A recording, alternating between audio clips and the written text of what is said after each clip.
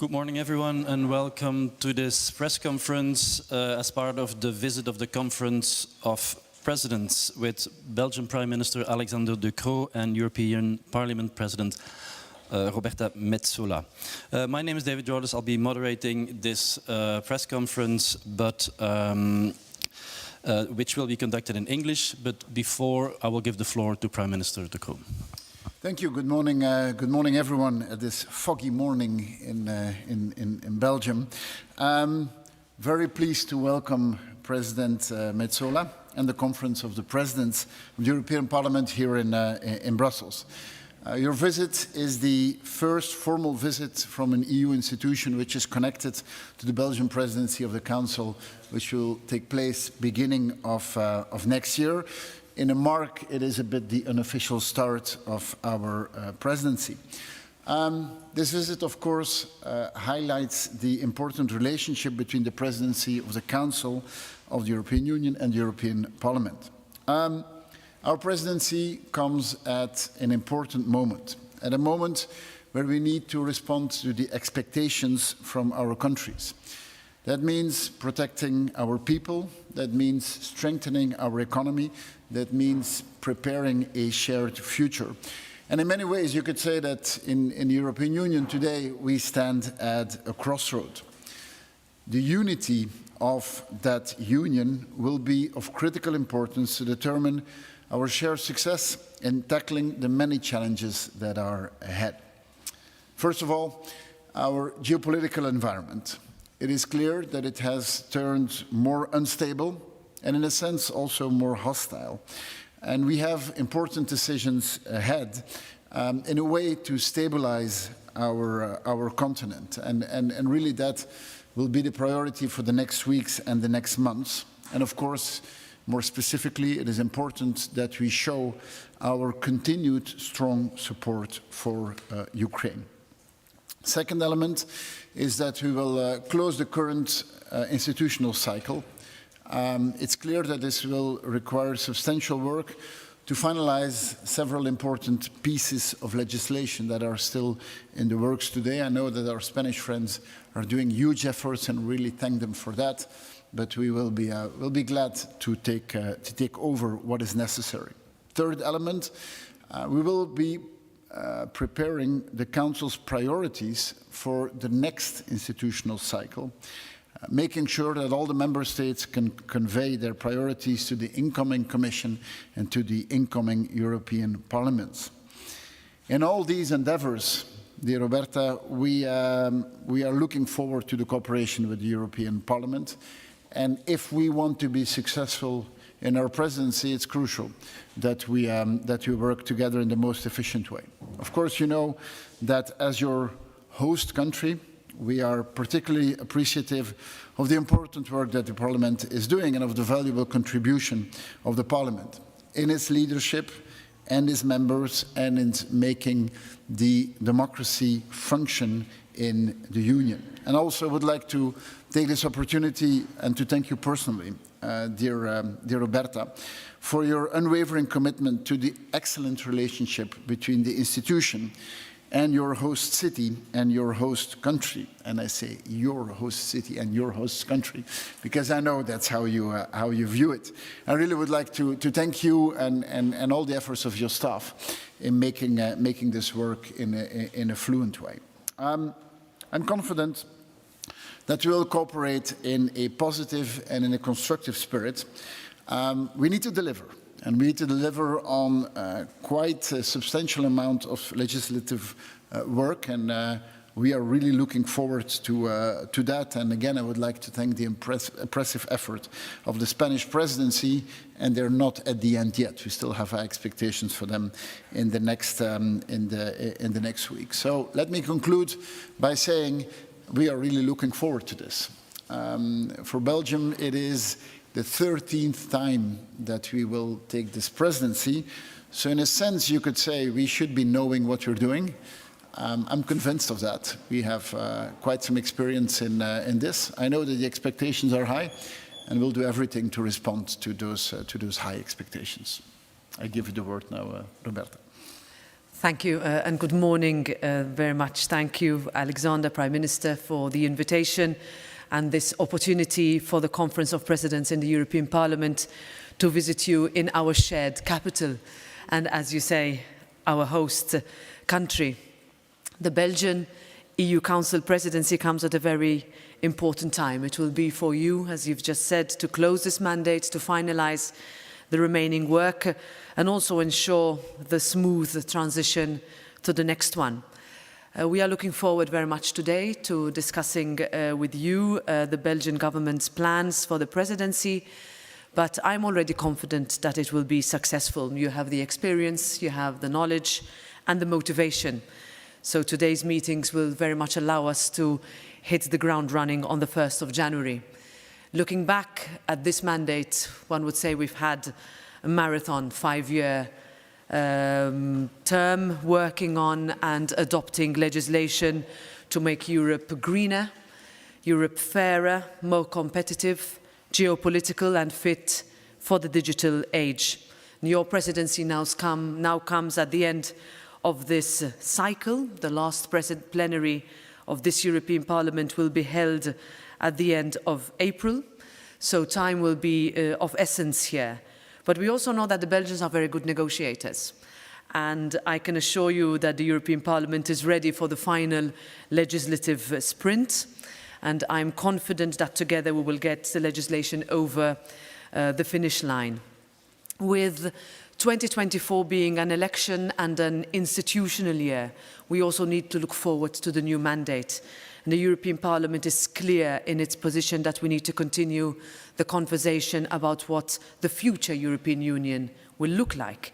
We have given the political green light as a Parliament to a further enlargement of the European Union, and we expect candidate countries to reform and change to join our Union. But we must do the same to get ready from our end. It is clear that what works for 27 countries will not work for 32, 33 or even more member states. We as the European Parliament have invested a lot in setting up the Conference on the Future of Europe, and earlier this month we adopted a report, our contribution to a debate that we are convinced needs to happen. Last word, the Belgian presidency will mark 20 years since the last EU convention. And at that time, the convention came from the 2001 Belgian presidency's Laken Declaration. So we really hope that 23 years later, the Belgian presidency will once again take the lead and we will be your partners right along it. Thank you. Merci. Thank you very much, Prime Minister and President Metsola. I think we have time for 1 or 2 questions. We're a little bit short on time. So if you could please stand up, state your name and the media you work for before asking your question, please. Yes, please. Véronique Lamquin, Le Soir. Good morning. Thank you for the question. Can you elaborate a bit on the legislations you do want to finalize during the Belgian presidency, Mr. De Croo and Mrs. Metsola? Well, there's just naming the domains. Obviously, there's a whole domain on asylum and migration, and really, I think that's a crucial one for everyone, but especially on the Belgian side. It's an important one. We will only tackle that if we do it as a European bloc and not the way it is organized today. We also know that in the whole domain of the Green Deal, there's a whole series of legislation that needs to be finalized. So that's on the legislative part. What I would like to add on the Green Deal side is that we also need to work on the other side of the Green Deal. The Green Deal, to me, is a good package of legislation. It's Europe at its best. But we also need to look at how do we support our industry in achieving that. And so the whole domain of industrial policy and keeping industry in Europe will be an important part for us. And just to continue from where the Prime Minister left off, we're looking at the last few weeks of a Spanish presidency where we will try to find as global a political agreement as possible on all the pending migration files, 5 pieces of legislation. It's been over a decade in the making. We are confident cautiously confident that we will manage to have that breakthrough either on the 7th of December or a little bit later, the 18th. And then that will pave the way for the political agreement with the Council just before Christmas. And then it will be for the Belgian Presidency to take over what would be left from that package in order for us in the Parliament to vote on it in February or in March, and therefore go to our citizens in the elections, including the citizens of Belgium, who asked us in 2019 to deliver a package on migration and asylum, that we would have done so, because I don't see a possibility that we can go to those citizens and tell them that actually we didn't manage to find an agreement. So that, for me, would be the number one priority. In total, there are around 150 files to close. No pressure on all of us, but it also means that we have seen huge progress. I see your ministers laughing, Alex. Now we're getting nervous. We're getting nervous, no pressure. But we have closed huge files on media freedom, journalism, looking at what is necessary for what the Parliament has been asking for in terms of rule of law, digitalization, artificial intelligence, what is left of the Green Deal, but also the economic and social cushions that have to be given in order to really cushion the impact on our industries, on our small businesses, on our families. This is definitely something that we will need to put into our narrative as we go towards the election and present a very balanced and, I think, unprecedented amount of legislation that would have gone through in what would be, let's say, a crisis-ridden mandate, but one where we emerged more united and more willing to work than ever before. Maybe one last question. Yes, please. Leo Senderich, the Brussels Times. I wonder if you could tell us a bit more about what's going to be happening in the modalities of the presidency. You mentioned April. Is there going to be any possibility of meetings or negotiations after that period and before the actual elections? So the calendar is fixed. This is what happens every 5 years, that there will be a rush to finish quite a lot of trialogues during the last plenary session. That will be the last possibility for us to vote on legislation.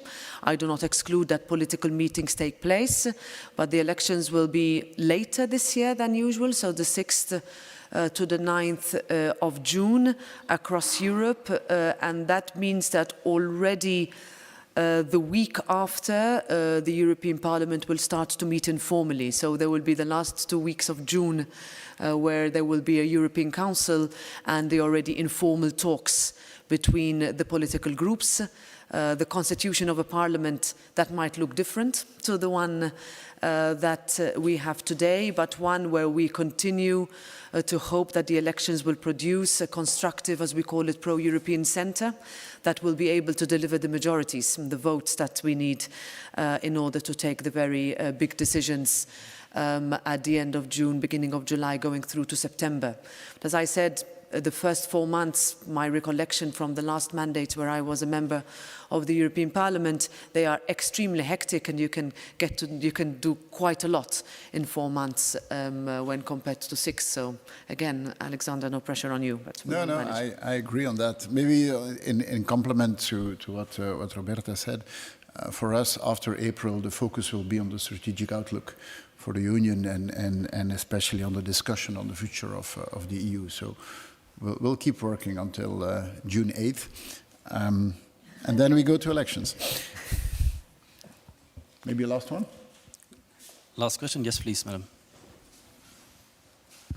Thank you. Irin Zarkadoula with Athens News Agency. You talked about the Pact on Migration. So both of you, are you confident that we could have a final deal, a new pact, during the Belgian presidency and before the European elections? Thank you. I think, as Roberta said, That's what's expected from us, and that's what we need to do as politicians.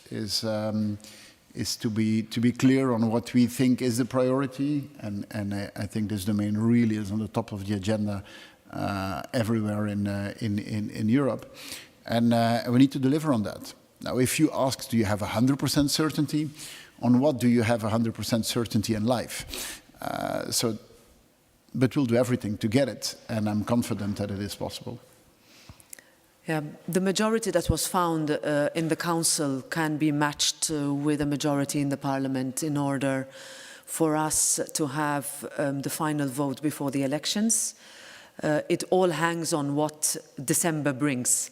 There are still quite a lot of outstanding issues. They are not new issues, whether it is about secondary movements, reunification, the balance, very delicate in this pact between security on the one hand, protection of borders, and asylum, solidarity between member states, bringing the north, the south, the east and west of Europe together, and ultimately having a pact that will allow confidence between member states, that when there is an entry at the external border, then that will not automatically lead to the reintroduction of internal borders, as we've seen over the past years, and that is obviously symptomatic of the fact that we did not find an agreement between the Parliament and the Council during the last mandate. Perhaps one more thing, the pact, I'm reasonably confident that we can manage. That doesn't mean it's the end of the road. We still have the external dimension. We still need to discuss safe third countries. We still need to make sure that we link, and this will be a big discussion also in the future of Europe debate and where we go in the next 5 years. What is our neighbourhood policy? How you manage to link development, returns, resettlement, models that so far do not work as well as they used to work 5 years ago. And that's a reality we need to face, and it's one that is a political step that needs to accompany also the pact. Okay. All right, Thank you. I'm looking forward to meeting a lot of you in the next months. Yeah, this is the test case. This is the test case, yeah.